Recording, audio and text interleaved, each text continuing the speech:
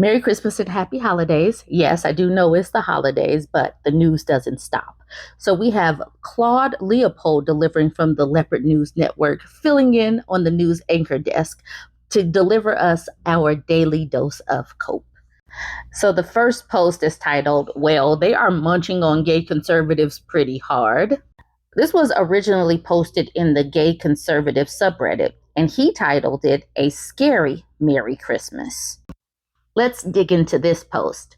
This year has been one of the hardest of my life. I lost my mom in June, one of my dogs, my high paying job, and I made a move I regret to St. Petersburg, Florida. After my mom passed, I traveled across the South, visiting 22 states to figure out where I wanted to settle. Somehow I made my way back to Florida because I love the weather here. But now I am questioning if this is the right place for me. When I first arrived in August, I was hopeful. I was the new meat in town, and it seemed like everyone wanted to be friends. But as soon as people learned about my conservative values, everything changed. I went from being invited to parties and events to being completely shut out. Just last week, I went to a Christmas play by a small theater group with a liberal friend. The tiny theater was packed with other gay men, and I thought it might be a nice chance to feel connected. But the opening number was a Christmas blues song with actors wearing Kamala Harris masks. Then came a skit called The Mullet News Update, which mocked MAGA supporters and Donald Trump, with jokes about a hurricane named Trump who hates gays and Latinos. Hearing that, I couldn't believe what I was sitting through. By intermission, I'd had enough. I walked out, leaving my friend behind. Moments like that make it painfully clear that I don't belong here. I've been searching for meaningful connections, a real sense of community, maybe even someone to date who shares my values, but it's been impossible. So many of the guys I meet seem to only care about sex, open relationship, or the next party. That's fine for them, but it's not what I'm looking for. The LGBTQ community here, which is supposed to embrace differences, has been anything but inclusive. I've been bullied, gossiped about, and excommunicated just for being open about my conservative beliefs. Last week, a liberal friend posted a picture of us together, and people messaged him, shocked that he'd spend time with me. Even at the bars, I'll catch guys looking at me, but no one approaches. They're scared of being seen with the conservative guy. It's isolating and exhausting. Despite all this, I know I need to make a plan for the next chapter. I've been considering moving again, maybe to Sarasota, Pensacola, or even back to Detroit.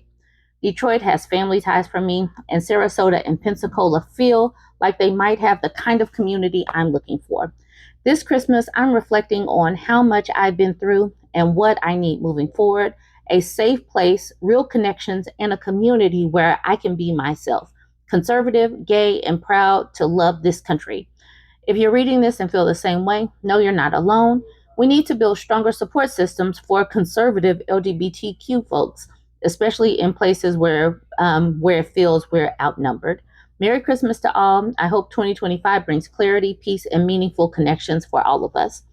My question is, why don't they just embrace the MAGA people? Where are the MAGA people to hold them and find community and invite them over? Oh, because they're bigots and they don't really embrace those people. Yet they still want to act like I don't get it. But he's going to get what he deserves because that's where he chose to live. I'm sorry, that's where he chose to live, and that is where he decided to fall politically, because politics is personal and the personal is political. And there you have it. Okay, so this one is titled 82% of Obamacare applications for 2025 are from states that voted for Trump.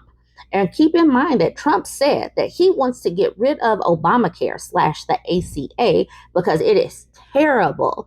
It is terrible. But so many of these red states have people in them that actually rely on the ACA. Florida has over 800,000. Texas has over 600,000. What is that? North Carolina has over 110,000. Utah 84,000, South Carolina 79,000. And you can see these numbers right here. So many of these red states, the people in these red states overwhelmingly voted for Trump to strip their health insurance away. And maybe they don't need it. Maybe they absolutely don't need it. But if their faces get eaten and they have no insurance to put their faces back on, then that is on them. And what I keep saying, I hope they get it worse and first. That is my hope. Here's a clean picture if you want to take a screenshot for whatever you might need a screenshot for. The person that posted this says, these people voted for someone that wants to abolish the very thing that they are asking for. Trump wants to get rid of the Affordable Care Act, also known as Obamacare, but 82% of the applications for Obamacare are from states that voted for Trump. Crazy Ahmed says, no, no, no, no, no. They are for the ACA, not Obamacare. And then Quick says, I don't like it because the colored fella made it. And End My Suffering says, as someone from deep yeehaw land myself, someone unironically would say this. And Ty Rath says, come on now, they would say the N-word. Now, Post Turtle says, not where I live in rural Kentucky. Their point of view is that the N-word is dirty, just like them colored folks. And they're not going to foul their pristine white mouths with it. Effing hateful, pompous, holier than thou bastards. Now let's move on to Nikki F. Remember, Nikki F said, your body, our choice forever. He said that right after the election when Trump won. And now he's saying in December, I will now have to uproot my life and relocate while I can handle whatever comes to my front door. It is irresponsible to expect my neighbors with young families to share that burden. In the meantime, I will have to contract 24-hour security to protect myself and my property, meaning his grandmother's and mother's property, because he doesn't have any. But let's just keep in mind, FAFO, he is really deep in the find out portion because he wrote a check that his can't cash.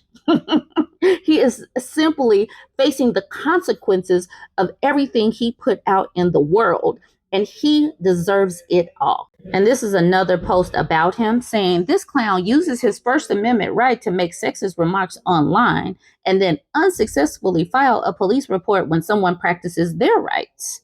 And so here is a post from Nikki F saying, I submitted a police report in September about harassment taking place at my home, which was being encouraged on social media. The police department rejected my report and said it's not illegal to come to someone's front door. I said that on my page because people are like, she shouldn't have come there. Even someone said, I am a lawyer.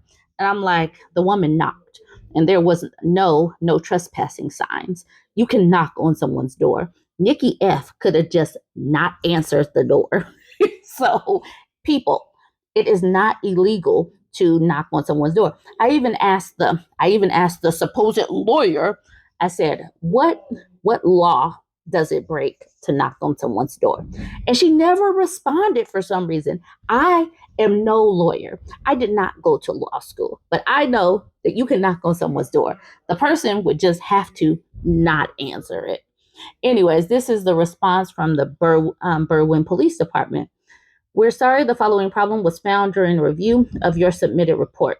Good morning, Mr. F. At this time, it appears that nothing illegal has occurred. It is not illegal to knock on a person's door. Thank you, online officer, Berwyn Police Department. People, it's not illegal to open the door. If you feel threatened, do not open the door. It is very simple. It's very simple. Bacon Raygun says his house, our choice. And then Pleasant Editor says forever. Darkness says he was asking for it. Truth Miserable says, what was his house wearing? Ladder Hamster says something slutty. This last person said, did you see that thing skirting? Shameless. So that is the end of that. That is all of the posts that I have for you today. Hopefully you enjoyed it this holiday, and hopefully you enjoyed meeting Claude Leopold, because that hair is fierce this holiday season. Join the conversation. Let me know what you think of these stories. Don't forget to like, comment, and share.